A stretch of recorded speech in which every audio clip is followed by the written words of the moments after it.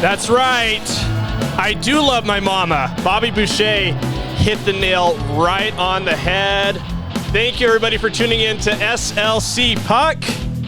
Look at this, some studio upgrades. We got a brand new camera here that I put down a credit card for. I'm sure you'll love hearing that. But a lot of fun things happening here. The numbers keep rising. The excitement is building. I had someone reach out to me the other day and say, hey, Austin, where are those freaking shirts you keep talking about? We got to see them ASAP. I want the first one, is what this guy said to me. And I said, I'm sorry, I think I promised Theo Fleury, former NHL player, that he could have the first shirt. So I don't want him coming down here and kicking my ass. So I'm gonna give him that. But those are the housekeeping items for this episode. It's a very special episode of SLC Puck because I have, just hit start for me, please. Thank you. I have my producer here helping me out, getting the game going in the background. It's a very special episode of SLC Puck. Today is Sunday, May 12th. And if you're a good person, which I know all of you are, you know that today is Mother's Day. And I think there's no way for me to do this show and to be in this position without the person who paid for most of this hockey equipment on the show here. Again, this is all like childhood memorabilia, so I thought it would be fun to have my mom on for this episode. It's Mother's Day, you know. There's a narrative here, and so without further ado, I'll just introduce my mother. I don't know how much I should. Your name's Kirsten. I don't know if we need to get more into that. My mom, Kirsten's here. Mom, say hi. Say hi to everybody at SLC Puck. Hi, SLC Puck. Hi, SLC Puck fans. Yeah. Well, it's fun to have you here, Mom. Thank you for having me. You have the distinction of being my first in-studio guest. Ooh. I know you're not my first guest ever. That dubious honor goes to Eric Jensen.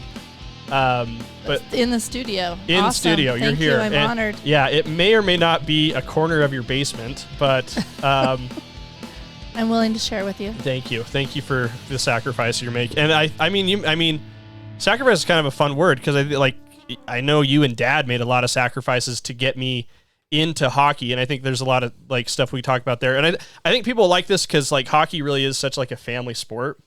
It was, we spent a lot of time as a family involved with hockey. Yeah, and to get a kid in hockey is again such a sacrifice and takes so much time and money. And, it is a pricey sport. It sure as hell is. How much? I was at the hockey shop the other day. Do you have any idea how much a real nice stick costs nowadays? Well, I know we used to spend a couple $100 on the nice sticks that you wanted. They're pushing about $400 right now. Yeah, for a nice stick. So. If you had broken that after the state tournament, I would have been killed. You'd be a dead boy. I did break a stick after we lost the state championship game to Skyline in 2010. So, but hey, let's call that a low light. We should probably still talk about that game, but I think let's build the narrative from the beginning. Okay. Hockey. I got bit by the hockey bug around 7 or 8. Yes. And how did that happen? What do you remember about that? Excuse me. I remember that on the weekends when Dad was at work on Friday or Saturday night, you wanted to go ice skating. And so we would go down to the Bountiful Recreation Center. The Bubble, as it was called. It was the Bubble at the time, and It was kind of dumpy. Well, actually really dumpy. And you would skate. You wanted to learn how to skate. And then somehow we met a gentleman named Jeff. Do you remember Jeff Sneed? Yeah, absolutely. Yeah, definitely. And he was doing some learn to skate hockey lessons rather than figure skating lessons. So I believe we did that in the afternoons, a few sessions of those where he would teach you how to do a hockey stop, how to skate backwards. And I maybe I'm getting the chronology wrong, but I think we found these old skates that were way too big for me. Probably. But that was the entry point really, was having these giant skates that we just somehow stumbled upon. You must have seen them at the DI or something like that. Or a garage sale. And so you did that with Jeff, and then we would go every week and you would skate, and I would sit in the stands and correct papers because I'm a school teacher. Right. And you and Sammy would skate, and then somehow, I don't recall, maybe you do, but Dad met this gentleman named Darren Warden. Warden, and he had a son named Nash that was also interested in skating and hockey. Yep. And so Darren and Dad and I'm guessing Ken Kitchen, they were involved Tim Bergquist was in that. Tim Bergquist, yep. They kind of all talked about starting a Davis County hockey group. And so we formed the Davis County Wind. Davis County Daicha Wind, which still exists. Yep. Because I have some students at Holbrook Elementary, where I teach 5th graders, who play for Davis County Wind. Yeah, but we were the OGs. Yes, you were the originals. Yes, yeah. And I remember it was kind of like a fun time. This was probably like 2001. And I think people were like getting really excited about the Olympics coming. There were more rinks than ever. I think it kind of felt like now, like people are like, what is this hockey thing that's gonna be here? And like the best players in the world are gonna be here. Like, and I mean, I just remember being little and like being really into that. It was around the same time that the Colorado Avalanche won the Stanley Cup, and there was the narrative with Ray Bourque, that I had never heard of Ray Bourque before then, but I got Was that when Patrick Roy played too? It's Wah, Mother. It's Wah. I know this is your favorite joke. I'm glad you got to slip in your favorite hockey joke to the audience. It's Patrick Wah. You love just getting me so enraged with your Patrick humor. Roy. Yeah. Yeah, I'd love to call him that. Yeah. And you were a big Paul Kariya fan. I love Paul Kariya. Yeah, that's why I wear number 9, as I think people can see right there. So, and I still have a lot of Mighty Ducks stuff from that era. So we did Davis County Wind from about. Well, you're forgetting. We tried going up to Ogden for a year. Remember that, to do Golden Spike? Oh, yeah. Because there weren't very many youth hockey organizations at the time, Okay. so we went up to the Weber Ice Sheet to do Golden Spike, just do the house program there. But I think there were like, it wasn't like a great. They somehow put me on the best team in the little house league, so I didn't get to play that much because I was still like I learning. had totally forgotten all that. Yeah, I recall. Remember, because they put me on the team with all the kids that played like travel, and like I don't know, I didn't play like a ton, and like it wasn't. Well, you were just brand new to it. I was so brand new to it, and I ended up being a lot better than some of those kids when we got older, but. Yeah, I think so. And I think other families that were in Davis County kind of felt that need too to have something like a little bit closer to home. Yep. As opposed to driving to Ogden. That was sort of the genesis of the Davis County Youth Hockey Association. But I remember like around that same time, like the Avalanche had their run, and so we really wanted to be the Junior Avalanche, and we didn't get the name, or there was something with the name. I'm sure there was some kind of trademark, some kind of licensing issue. Yeah, so we ended up being the Wind. Yep. And if you look at the Davis County, I got one right here, the logo. It does kind of resemble the Colorado Avalanche logo a little bit. That was deliberate. And the colors too. And the colors, yeah, the cranberry and navy and white. There's another one. Yep, right there. Behind you. But yeah, that was really like the start, and from there, like I think like having that program in place like helped me get a lot better, a lot faster. Oh, for sure. Yeah, definitely. Because, we were able to, it was easier to get to the rink. It was easier to play. Well, and your dad got heavily involved in it, helped with scheduling. Yeah. So through Davis County Wind, we played games in Provo with the teams in Provo and teams in Logan. And we played against Golden Spike, and there was Salt Lake County teams. Yeah, Greater Salt Lake. Those kids were mean. Wade Bateman was the coach. Wade Bateman's a good guy. I don't know if he'll ever end up seeing this, but yeah, I mean, and then from there, I think when DCYHA started, I think really the sort of youth movement sort of exploded, and then it became like a state tournament that we would go down to Provo and do every year. We ended up winning twice when we were squirts. That was like crazy fun. We literally thought we were in the Stanley Cup Finals.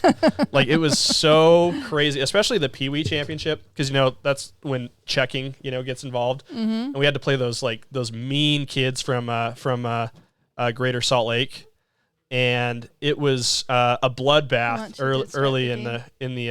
early in our season there. But then at the end, we beat them for the championship, and that was just insane. I don't think I'll ever achieve that level of gratification ever again. that was like 10 years old. Well, we tried to do it through Viewmont Hockey. We did try, and we will definitely get to that as well.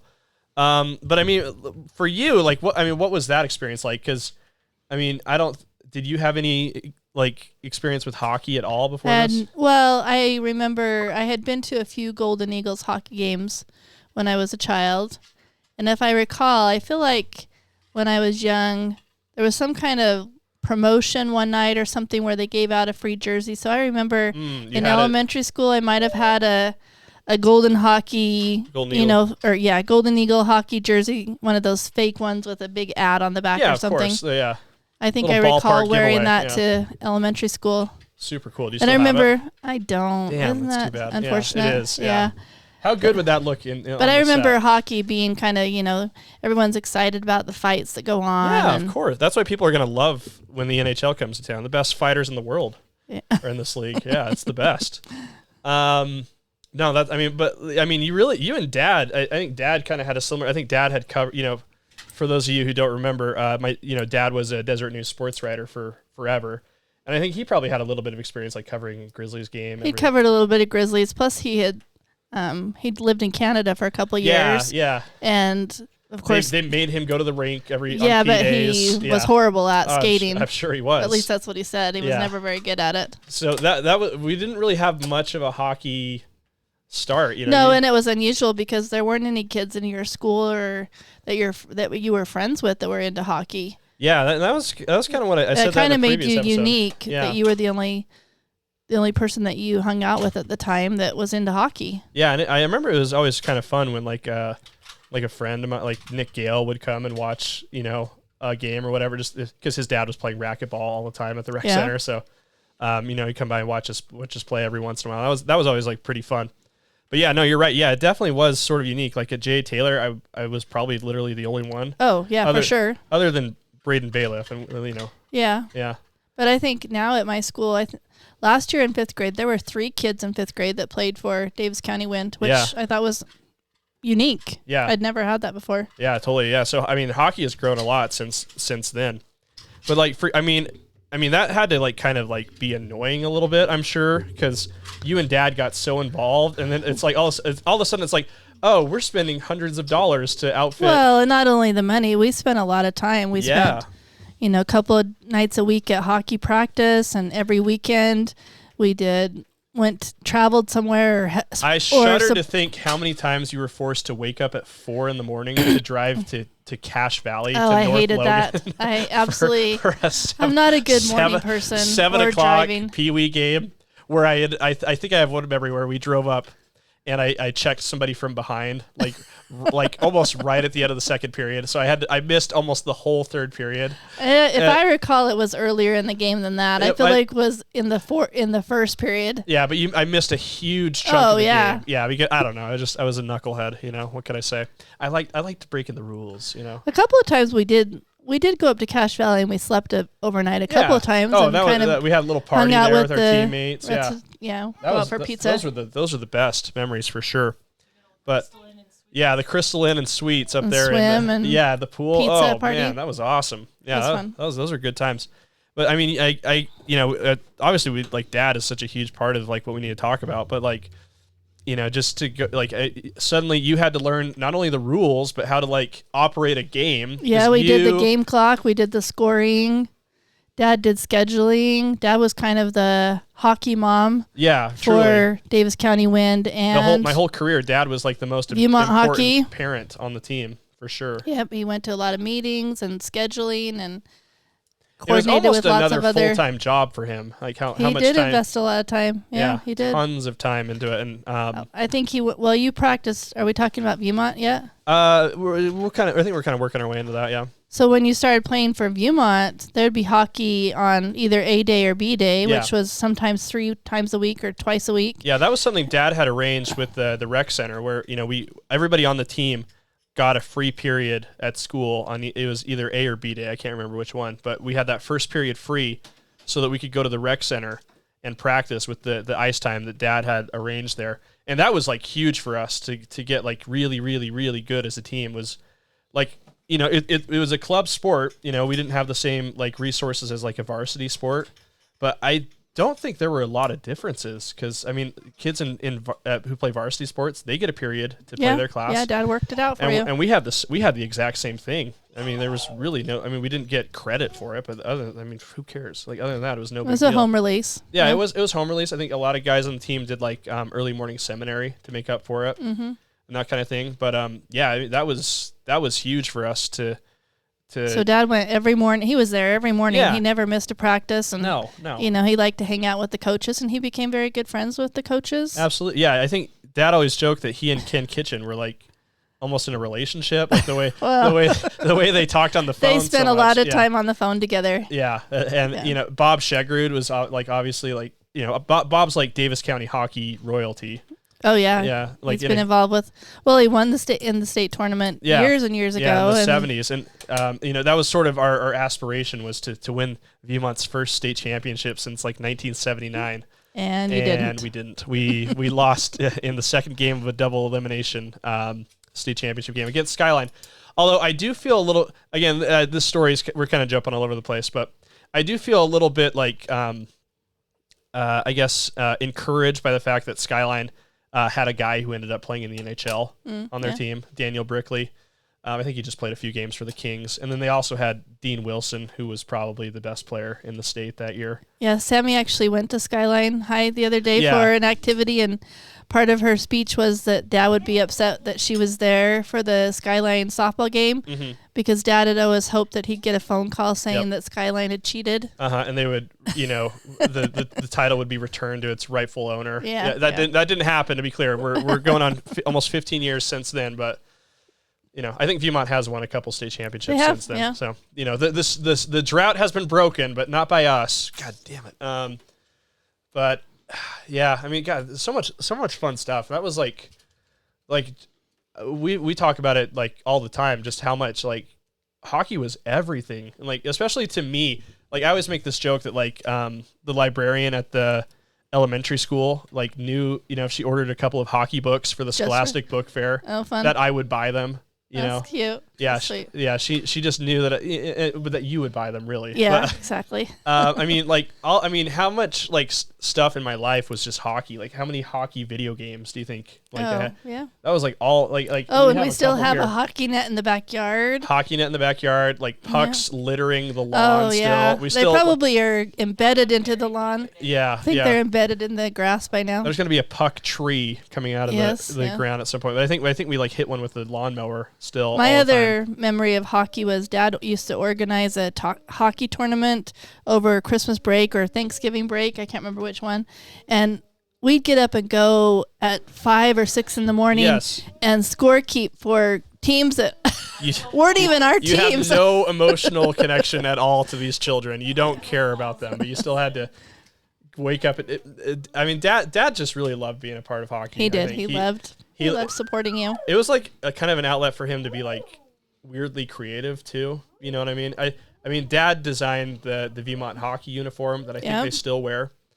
He made little trophies that are still up at the rec center. Yeah, like a lot of the trophies that are up at the Davis County Rec Center were designed talk by about Dad. Every child getting a participation trophy. Your dad was guilty of that. He was big on that. I mean, yeah, you kind of have to, I guess. But I mean, you know, some of those kids on JV, you know, they needed something to know that, you know, they were part of the team, and they really were. You know, it was a fun group, and lots of nice kids and great parents. And yeah, I always felt bad that, you know, after we lost the state championship game, you know, we kind of like a lot of us went separate ways. I mean, I know I did for sure. I know I kind of lost touch with a lot of people, and I just recently saw a bunch of the old guys at a funeral for one of our teammates not too long ago. It was good.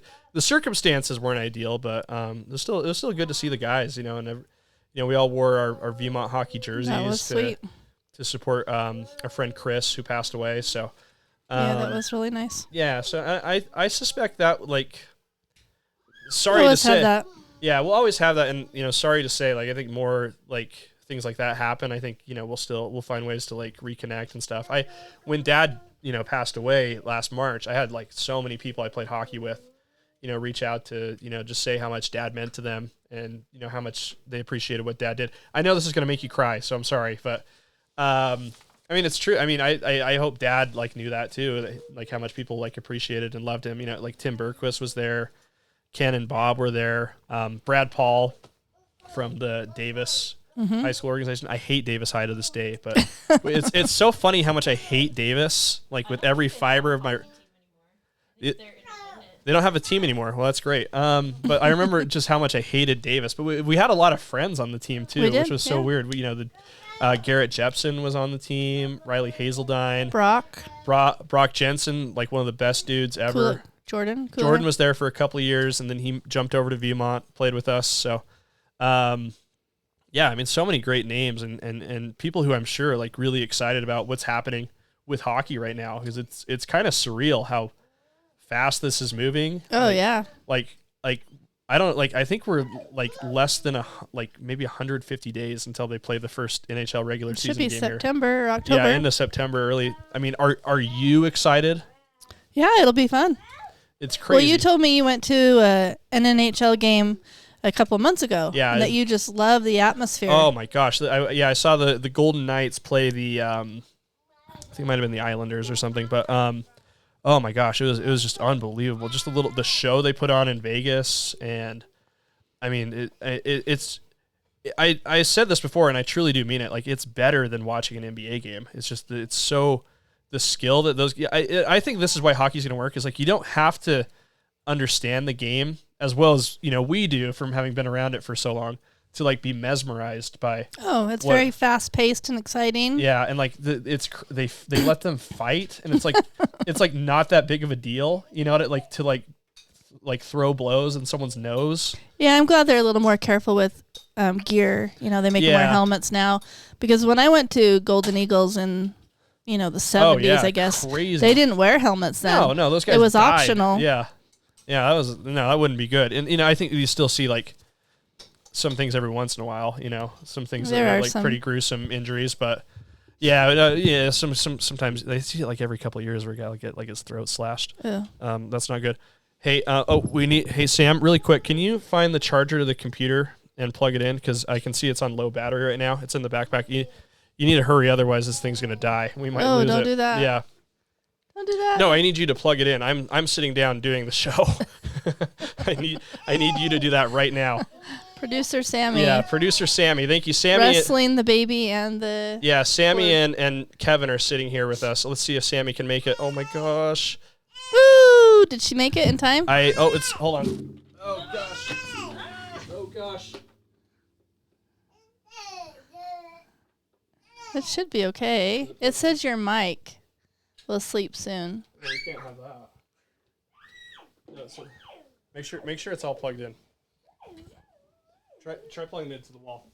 Because we can't lose this for you guys. This is how you know this is an authentic show. We can't lose this. I usually have like a little screw up every time I record an episode. So it's not yet. Oh my gosh.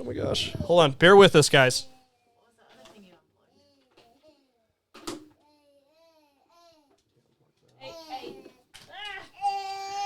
Is this plugged in tightly? Okay. Oh, no, it's not. Okay, hurry, get it. Go. There we go. Okay. Whew. Oh, wow. Crisis averted. That was terrifying. My heart was beating out of my chest right there. Was it plugged in? Oh, no, it wasn't plugged in.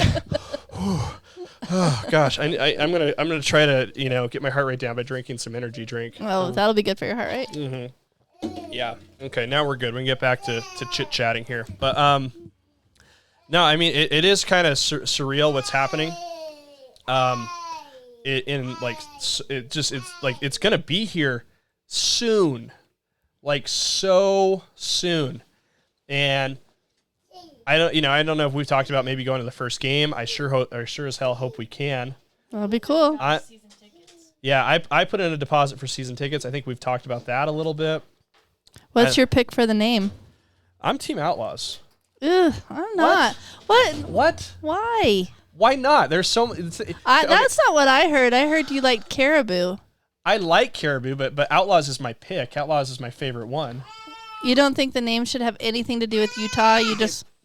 Outlaws there's many things to do with Utah with Outlaws. There's a Wild West history, Butch Cassidy and the Sundance Kid. I mean, you could spoof like some John Wayne movies from back in the day.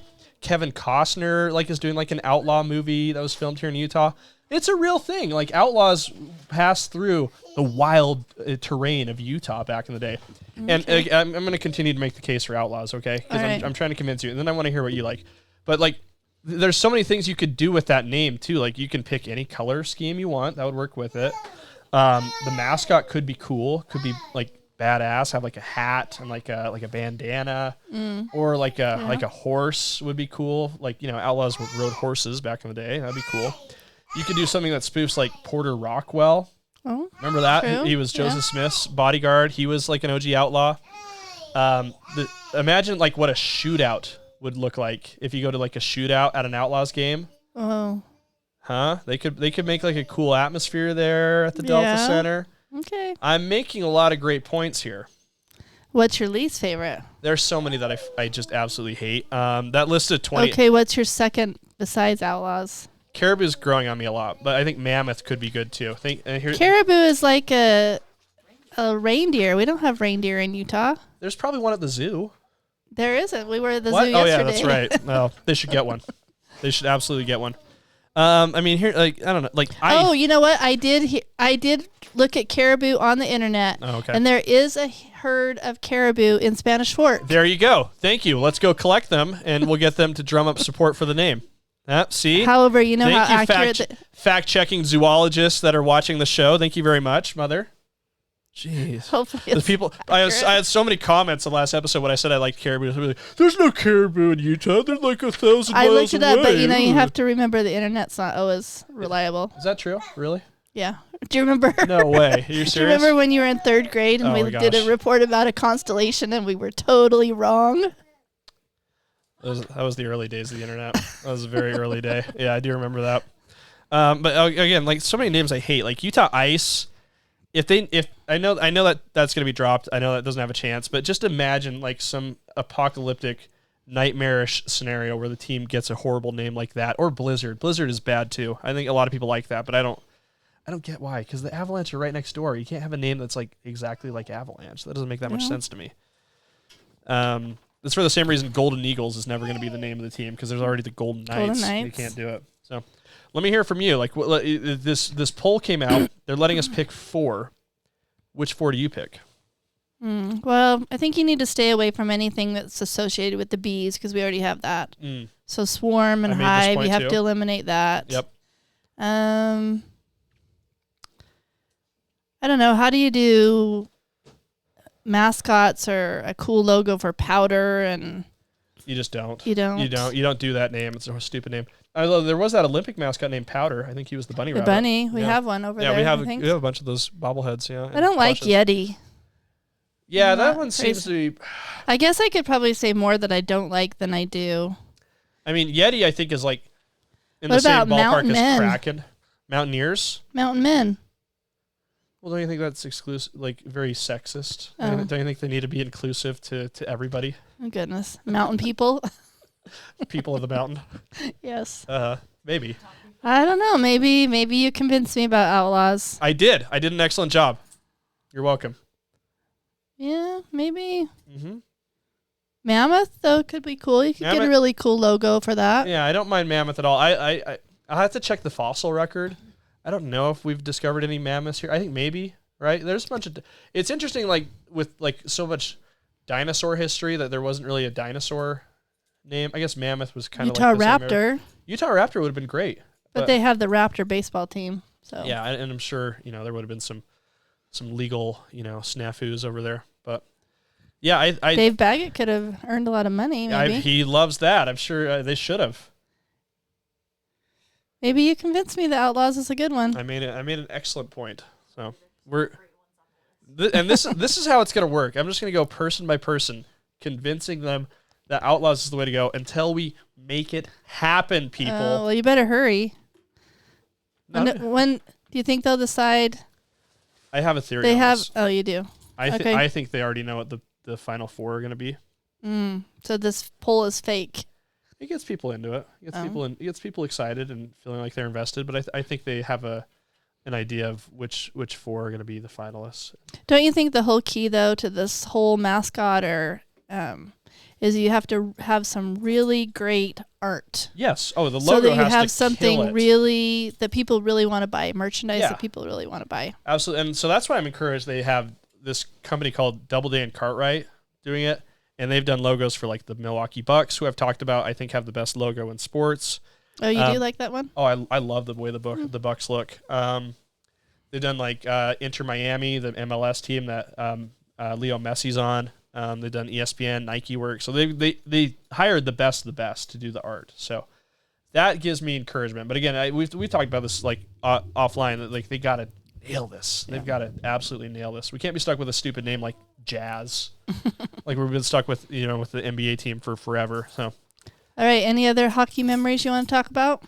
I mean, so many, but we're already at 30 minutes, and these people who watch my show have like the shortest attention spans ever. I can see that from the analytics. I can see where they start to nosedive. So we've lost them already. Oh, they're gone. They're absolutely gone. But hey. Well, thanks for having me. I love you, and I love being your mother. I love you, and I love being your son. And I'll just take the opportunity right now to say thanks for everything you did for me with hockey and supporting that interest of mine and supporting it still now. So. Dad was a big supporter. Dad is the best. He loved to be involved with you and your sports, and he was truly involved in hockey. He did a lot of things for the Davis County Wind, and he did a lot of things for Viewmont Hockey. And he was the president of high school hockey for a few years too. So 2 or 3. Something like Plus, 3. He was the trustee for the Viewmont team. Even the whole time when I wasn't on the team. I think the year before you came and the year after. Just to sort of help ease the transition. So probably 6 years because you were able to play in 9th grade, right? Yep, totally. I think he did that for 6 years, and he was involved with the Wind for several years. I so badly wish Dad and I were doing this together because I think it would be a lot of fun. But I feel like he's close by. He is. Yep. He is. So. Anyway, we'll end on that sappy note there. So I love you. I love you too. Here's what I do. I usually hit the outro music here, and then just for the hell of it, I'm gonna hit one more sound here. I love my mama very much. Now you know that. I don't know what it is. It's nice. You'll see when this comes out. Thanks, guys. Thanks for tuning in to SLC Puck. Bye.